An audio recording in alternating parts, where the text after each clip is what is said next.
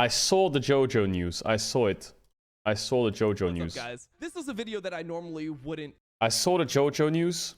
You can watch it on Dom's channel. Holy fuck, this has 170k views. Yo, Dom popped off. Listen. Jojo basically got kicked from C9 because he was late 43 times, is the TLDR. They counted. Now, a lot of people are going to be like, wow, late 43 times. Of course he deserves to be kicked. La la la la la la. He was probably kicked for this or whatever. And you'll come to instant conclusions. But I've seen this same thing before in League. But some people and teams didn't get away with it. Let's just say, over the last few years, or let's say 5 years, I don't want to leak anything. Over the last 5 years, there have been players on very, very, very, very, very high contracts. Very high contracts. And the only way to get rid of these players is by catching them out. You're 2 minutes late, 4 minutes late, 2 minutes late. Count them, count them, count them. And then you have a strong enough argument that you can actually void their contract for, I don't know what the exact wording is in legal terms, but something to do with like performance-based reasoning. You can remove them or some shit. So obviously what Jojo should have done is never been a single minute late, no matter what. But the team's way of exiting a contract with a player that they don't like because their salary is too high is to find the smallest things they can hold them accountable for, stack them up, and then slam them out of the team and cut their contract. So I would love to hear some more sides of this story, because the easy option of listening to this story is being like, wow, he's a terrible player to work with. And as much as he probably was late 43 times, what is the definition of late, you know? Did they just catch him out like 1 minute every now and then? Over the course of how long, you know? I don't know. Maybe he is tough to work with and shit like that, but I do think that this was obviously done on purpose, right? They just counted up as many late timers as they could and then use it to get rid of his contract because he's too expensive, probably. Because I saw that he's the most... I saw the Reddit comments and someone was saying that he's the highest paid player in the league. So, yeah, obviously that's the reason they wanted to get rid of him. His contract was too expensive. So, yeah, I think this is obviously going to paint Jojo in a really bad light, sadly. And deservedly so. If you're late 43 times, you should be. But I do think there's a lot more of a corporate side to this, which is like intentionally framing him to pull him out of a contract that's too expensive. So, yeah. I saw some of their tweets. Look at what they tweeted. Okay, that's cool, but does that mean you'll be in the office in time? 2023. What time are you coming in? What does that mean? It means I'm not showing up. Oh my god, inspired. What is that? Okay. He posted it. Obviously, it means don't let anyone gaslight you into thinking Jojo is not a hard-working player. And also not best native NA mid laner ever. Yeah, I heard Jojo's really good. I mean, Jojo is really talented. A lot of Korean teams wasn't there a Korean team that wanted to design Jojo as well in the offseason? I'm not here to discredit the fact that he's probably really fucking lazy or he's got a bad work ethic. 100% valid. But yeah, I think there's a bit more to this. There's a bit more. LS says, I do think the reason Jojo being fired is a farce, and that it's only brought up due to missing worlds. Everything's intentional. Jojo being the highest paid player, it's just a way to get about paying the contract. Yeah, of course it is. It's just a way to get out of paying the contract because they didn't make worlds. And they're going to have to pay him for 3 months. 3 months on what? I don't know. I don't know what his contract is, but I'm guessing it's like... Jojo's on 750k. Jojo's on 750k. That's the highest paid player in NA? 750k? You're gonna take this the wrong way, but is that it? Bro, NA salaries 2 years, 3 years ago were 2 mil. What do you mean 750k is the highest salary? Jesus, NA salaries are absolutely slashed. Wait, is EU getting paid more than NA actually now? If that's the highest salary, 750k? I think EU might be. Or maybe there's parity, I think, rather than more. NA salaries aren't that bad. Sheepy Esports, Wunder, Yankos, Wyro, and Trimby are unlikely to remain with Heretics next year. Yeah, no surprise there. No surprise there. I'm guessing they're keeping Flackett. I mean, to be honest, if you're Heretics, what do? You look at your bank account and say, oh shit, I just spent millions of dollars to try and become a good team. And we finished 7th. We'll keep the Spanish player. Is there any other Spanish teams that competed in the league that did well? Looks left. Ah, yes, Mad Lions, with probably the lowest budget roster of the entire year, is finishing 2nd place. Or 3rd place, rather, in the season finals. Checks notes. Maybe we can save millions of dollars if we just buy or invest in rookies with 1 veteran. Ah, Flackid. So how do we become a Spanish org, but also be competitive and save money? Let's copy the Mad Lions formula. So they're probably going to sign... I mean, I wouldn't be surprised if they signed 2-3 Spanish players for the Spanish org, and then just cheap players, right? Flip it on the cheap players. Will they keep Yankos? I doubt it. I doubt they'll keep anyone. But I do know that... and there's so many things that sometimes you get told in the scene, but some of them you shouldn't say out loud. I just want to fucking say it. TLDR, I think the rogue spot is being sold to one of 3 Saudi Arabian teams, I think. That's pretty public. I'm pretty sure that team is going to go ballistic in the LEC. That team is going to go crazy. So I wonder what that team's going to do. And what roster they're going to build. I don't know what there was an article about it. Hold on. I wonder what roster they're going to make. Because, I mean, obviously, maybe they can mega invest in money in players. I think there is some kind of salary cap in the LEC, though. Let him cook. This series has proved that Chovy is not an elite mid laner and that he won't hold the legacy of other mids like Faker, Perks, and Pawn. Bro. Perks is a legend who dominated on 2 roles, won 10 titles, alongside bringing G2 into LEC, carrying them into LEC, building rosters and making the most successful org in the West. Nothing without Perks, by the way, nothing. He brought them in LEC and made a name out of that org. He was alongside Carlos CEO, who later decided to team up with Cap's best player alongside his rival. 8 LEC titles, 1 LCS, MSI champ, 1 World Final, 3 World Semifinals, 1 World's Quarters, MSI finalist, alongside his match against RNG, which is arguably one of the best performances of a Western player in a series ever in history to complete 1v9. So I don't understand why people like to diminish Perks and act like the dude isn't literally alongside Caps the best Western player in history, and if go by accomplishments, the best Western AD carry, XD. True. So I quite literally don't understand this Perks belittling in Western scene. In 2019, Perks was one of the best, if not the best player in the entire world. Completely changed the bot meta with Champion Pool and made G2 one of the strongest teams because of that. You have players from the LCK and LPL trying to replicate that playing Syndra, Yasuo bot, and they're all dog shit. Till this day, everyone remembers Perks as Zaya.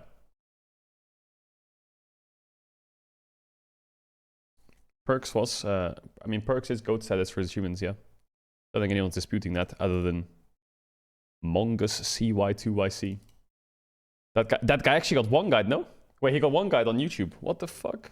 Yeah, chat, I was doing some VOD review last night because I'm obviously doing a lot of content for Worlds this year. Man, Mako. Is Mako just the greatest support who ever lived, actually? Unironically? This guy's achievements are the crazy... Like, achievement-wise, he takes out everyone, achievement-wise. Unreal, his achievements. Crazy.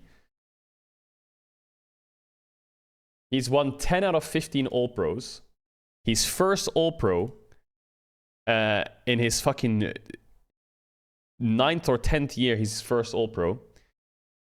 He went to MSI 2024. What was it that I was looking at loads of stats. Worlds 2022. Then he won Worlds 2021. Then in Worlds 2018, top 8. Worlds 2017. Worlds 2016, top 8. Worlds 2015, top 8. He has like, I think he has like 2 semis appearances, 1 Worlds Finals, 6 Worlds appearances or something. He has an MSI trophy. He's won LPL like 4 times, I think, or 5 times. I can't remember. He's won 10 out of 15 All-Pro. Like, he has some of the craziest numbers. I was just looking at numbers last night. I was also looking at 369's numbers last night. 369 has made world 3 times. He hasn't failed to make top 4. In all 3 of those worlds, he made top 4. Pretty impressive, I think. That's pretty good. That's pretty damn good achievement-wise. He's never failed to make top 4 in worlds. Mid lane's players' achievements. Holy Zeka. Yo, Zeka's resume does go kind of hard, though. Why does that picture of Crown looks like he just took a selfie after joining an office job? Why couldn't you put like a more professional picture of Crown? Why does he look like he's... Bro, looks like he's just first day on the job in an office. You've done him dirty there. I don't understand. What is this Worlds logo? Is this Worlds Final, I guess? Oh yeah, this Worlds Final. Chat, do you see that changing Cassante? A shit ton, look at this. I'm not gonna read it because it doesn't apply to Worlds, right? But fucking hell.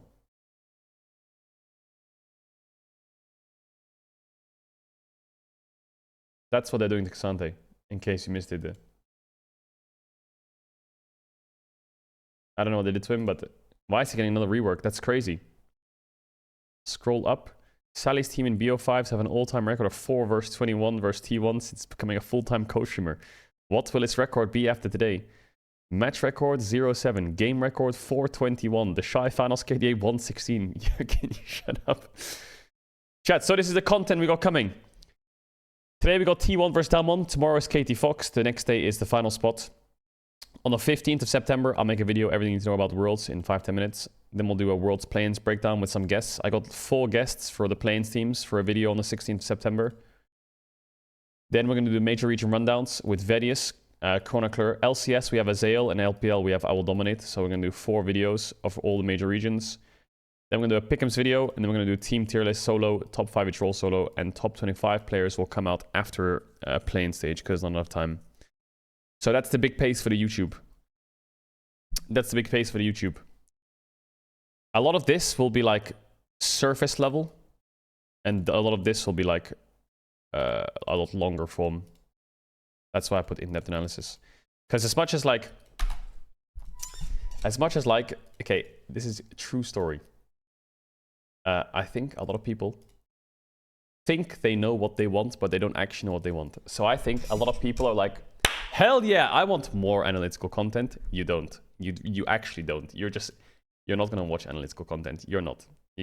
I love analytical. No, you don't. Okay? You are not going to sit there. And maybe you will. Maybe there's a few of you who will, but you don't. So I was like, okay, I'll make a lot of like high quality edited baseline videos, and then I'll make a little bit of, well, not a little bit. I'll make 3 videos of like the proper in-depth stuff. Okay?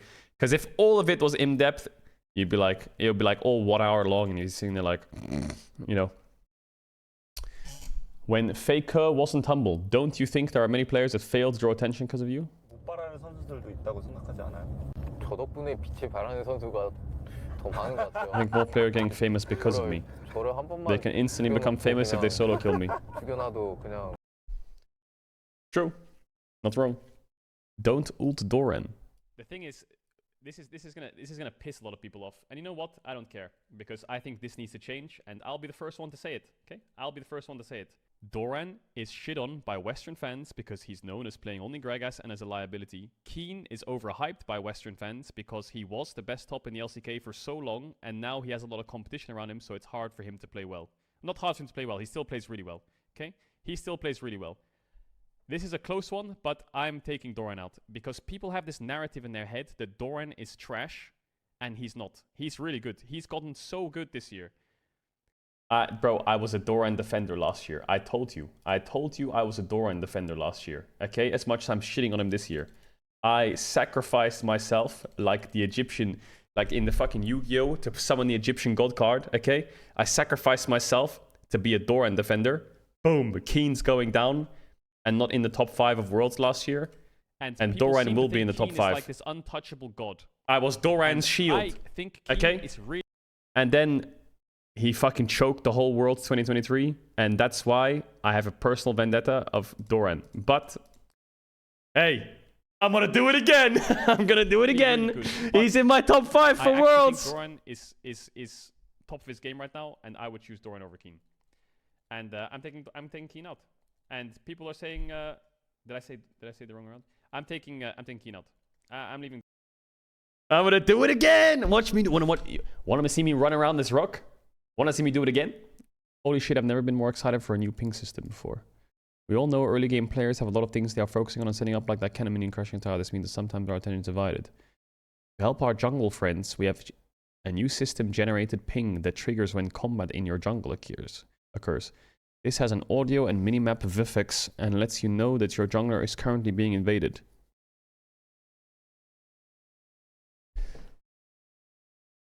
I don't think that's that bad. That's fine.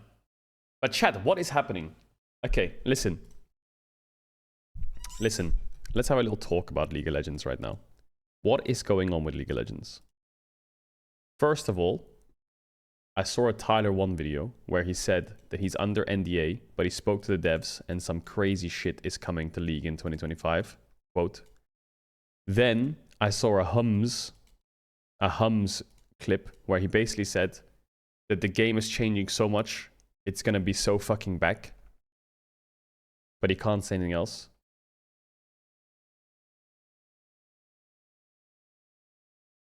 What is Riot doing to the game? I'm not on the NDA, but I've heard from a couple people, not many at all, that League is changing forever. And I don't know what that thing is that's changing. Are they going to up the graphics by using like a different... I don't know how it works, but it's something to do with the engine or some shit, right? Are they going to do a new engine or some shit? Because to be honest, if they're changing the game forever, what League needs to do ideally, in my opinion, okay? This is completely like... I mean, it's still on the topic, but a little bit off topic. In my opinion, what League needs to do, because I'm just going to say it, because obviously there's a lot more to it than just saying it, because it's expensive and it needs people, is they should definitely make it more Wild Rift-esque. They should like increase the quality of graphics with a new engine or some shit to make it more modern, because they need to cater to younger audiences, right? Because I see a problem with games right now.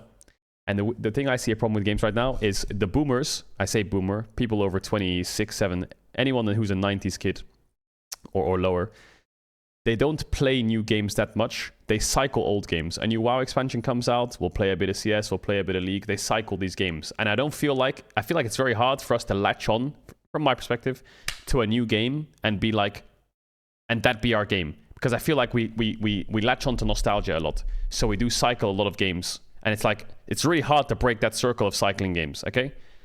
Whereas the Zoomers, I feel like, haven't found that game that they're latching onto ever since Fortnite disappeared. And that's why people are like bat-chesting the Deadlock will be big. But in my opinion, from what I can see from younger audiences, is that they're more interested in becoming IRL influencers and streamers than they are becoming esports pros or competitive in games, right? And so I think League is in a good spot where I think they can cater to young audiences, because there hasn't been a game that's taken over like the younger generation's brains for esports competitiveness yet. And so if they cater their game to younger audiences with like better graphics or more user-friendly graphics or more colorful graphics, and they cut out some champions, then I do think that this game is like still marketable to people who are young. And the boomers will keep playing because the boomers will just keep cycling their games. In my opinion, random rant.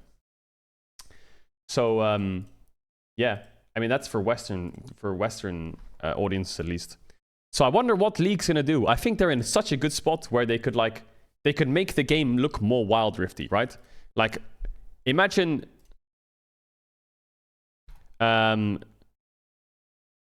imagine a client where you could do, what is this? I don't know what this is. What if we had 3D modeling, random example, right? Where like the Wild Rift client, here, look at this. 2025 will change League of Legends forever. Let's say, I saw this video as well. Let's say they up the quality of the graphics to make it look like this. 2025 will change League forever. That's what League of Legends game director Riot Pupu Lasers They're said changing last it to year. something. And we recently had some more discussions about what this could mean. In the entire discussion he posted, there were a few more points. We should chase legendary Chat, that's obviously not what it is. It's just that's just a random fucking fan-made video. dreams rather than perfect what we know. A controversial one was this. He basically second said that one, League fun will change over forever fair, in 2025. change over inertia, journey over destination. It's And obviously a lot mega of people expensive and feared shit, but the fun over fair part, bro, I feel saying like that the it would League bring of the Legends balance IP brand, is so but strong. He recently clarified what he meant by this on Reddit, saying that it speaks to the notion that we are playing a game and it should be fun first and foremost. But for some modes, fairness is a requisite to fun,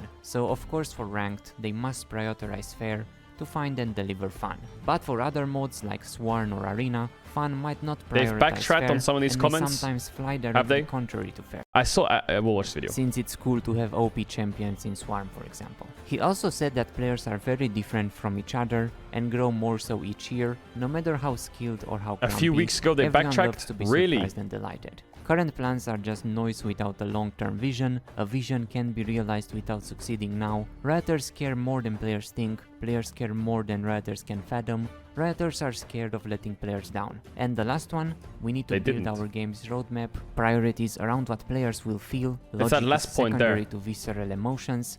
Players want to feel seen and heard, rioters want to feel valued and respected, and the final bit, 2024 will have something for everyone, 2025 will change League forever. The main point of discussion is this last bit, 2025 will change League forever. And we also have a lot of theories about what that could mean. Maybe we'll get some sort of a League of Legends 2.0 with a new engine and upgraded graphics, maybe using some technology from Wild Rift to Bro, it's crazy, you know, look at Wild Rift. You wanna look at Lissandra, for example. Look at this on the mobile change the app. client and add more features. 3D as well as animated champion in like fucking display. You can click to play the game in a player in a custom game to try her out. Just things like this, if they were added to League, would be incredible, I think, for change the people to be client like who are and add newer more to the game. features, as well as those cool 3D showcase models maybe. But I guess it's or quite maybe they are difficult, no? finally letting go I don't know of if it like potato PCs rolls your and PC. evolving the game visually to make more new players Like, want look to at try this. it out. Modernize it a bit and get rid of some of the elements that make it feel and look like a 15-year-old game. Now let's get to what people had to say. Ginsu Yeah, this is where they all troll. But I do think, like, okay, two things. One, as much as we all say I fucking hate League, actually, to me, it's like one of the best games ever made. And the reason I'm addicted is because the game is so good. And I'm a big, like, I don't know about you guys, but when I play a game, I love being competitive, okay? I love being competitive. Is there's like ranked? Is there ranked? I want to play ranked. Is there arena? I want to play arena. And that's why I get hooked, because the ranked in this is just so addicting. And the game is so good, right? So as much as we flame the game, it's mega. But I also think the game is so... The IP of League is so strong. If they did use a new engine and upgrade the graphics, and they made the client more user-friendly and put some time into it, and they made it easier for newer players, and if they want to cut out some champs, like League could take off, man. Like League of Legends 2 could be amazing. Riot devs pledged to change LoL forever in 2025. Now they're backflipping. 16 days ago. But Tyler One on stream said a few days ago that he spoke to some devs under NDA that they're doing something crazy. Man, I wonder if the reason they're backflipping is because they don't have enough time to get it done for 2025, and this is 2026 they're gonna do it. But man, I think they can really do so much with this game. Like, it's so popular. Well, Scouts we saw may the not be Maokai able to ult participate come in out to Worlds secure the 2024. dragon, What? was Why? not available in that fight, and there's just no way to stop Kenzie's the train reliable. from rolling if you're that far out of position on the map, and they start He has to get those visa resets. issues? You need the Maokai to actually get out. They had no chance. Yeah. Wait, Power really? of the Tristan on full also Yo, start- LNG! I think If it's you a need a tricky T1 world-class because mid we know laner what meta they'd love be, and it to isn't the sub meta in, right now. We're seeing lane swap who still. does have a We know visa, they'd love to take, like, on short strong bot notice, lane or even, like, a counter that pick will for help you Zeus, win but Worlds. The constant swaps make that hard to do. I do think and the is Baron ready, Steps have has been played pretty on the good, but patch, the is a team good fight team is player, question and marks can sub because in. Refining that and picking compositions that are Then pretty maybe easy you to can get operate Jojo against Pune. those He just got 5v5s. kicked. Oh, here it is, the Scout article. Scout may not be able to go to the World Cup. It's translated from Korean, so there might be some like translation errors. Multiple sources told Daily Esports that Scout will not be able to participate in Worlds due to a lawsuit with EDG. LNG, which Scout belongs to, recently defeated Weibo 3-0 in the regional qualifier. The reason is a civil lawsuit with his former team EDG. Lee Yi-Chen, Scout, was sued by EDG when he transferred to LNG. Okay, the second trial is currently underway. However, EDG requested a travel ban on Scout in the middle of the civil lawsuit. EDG, not satisfied with the first trial result, appealed, and it seems that the travel ban was added. As a result, Scout tried to go on vacation to Korea after the season ended, but he's staying in China. With the second trial ruling not yet known, Scout is likely to miss the Swiss stage of the World Championship scheduled to begin on October 3rd in Berlin.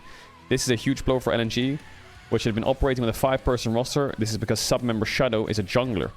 For now, Scout's participation in the World Championship is in EDG's hands. If EDG does not request the lifting of the travel ban, Scout's participation in the World Championship will be cancelled. Supergen stated, "We are doing our best in many ways to ensure that Scout can participate in the World Championship, and we are continuously looking for ways, but it seems difficult to participate in Worlds without EDG's cooperation. For the sake of our fans and the good performance of the Chinese team, we would like to respectfully request that EDG lift the travel ban." Bro, if EDG do not lift that travel ban, aren't all Chinese fans just gonna hate EDG? Or do they already hate EDG? He made EDG. He made them. Him and Mako made EDG. And this is how they repay him? I know that he broke the contract, but like, let him go to Worlds and then do the lawyer thing, man. All across the world, they are one. Just I know one. law doesn't work like that, and probably they hold a grudge that he left and shit, but bro, just let him play Worlds and then do your lawyer stuff afterwards, man. Why you fucking... Why you gotta make him miss Worlds and sue him? Just sue him. I think, unfortunately, you gotta look over on the opposite side. 14 But I guess he... plus, But it's if it was because he had to stay in China for the lawsuit, I would get it. But it sounds like EDG is just banning him from traveling. Is that how it works, or does he have to stay for the lawsuit? I don't get it. He has to stay for the lawsuit. It's really common. So when they say EDG is forcing a ban, can EDG, do they have the right to say yes, we can postpone the trial? You can go play Worlds. They have that option basically, right? Too much weight on Moham, who's been having a rough series, and the composition. Okay, so it's in EDG's hands not to lift the ban, but to like delay the trial or whatever.